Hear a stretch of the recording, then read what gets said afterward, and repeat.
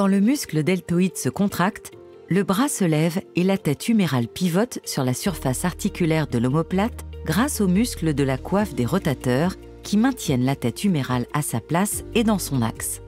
Mais lorsque ce mouvement est répété un grand nombre de fois, la tendance à l'élévation de la tête humérale conduit à des frottements répétitifs entre les diverses structures de l'articulation et à une compression de la bourse séreuse. Il en résulte une inflammation des tendons de la coiffe ainsi que de la bourse séreuse. Cette inflammation est appelée tendinite de la coiffe des rotateurs. Le stade 1 correspond à une réaction d'œdème et de micro-hémorragie au sein de la bourse séreuse.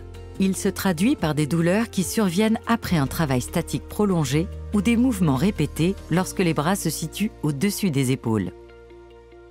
Le stade 2 correspond à une fibrose de la bourse séreuse avec tendinite de l'un des muscles de la coiffe, le sus épineux.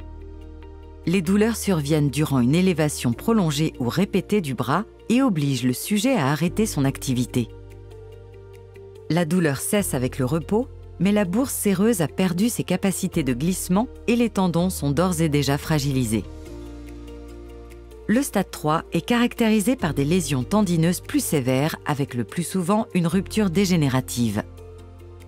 Les douleurs sont permanentes, nocturnes et empêchent le sujet de dormir sur l'épaule.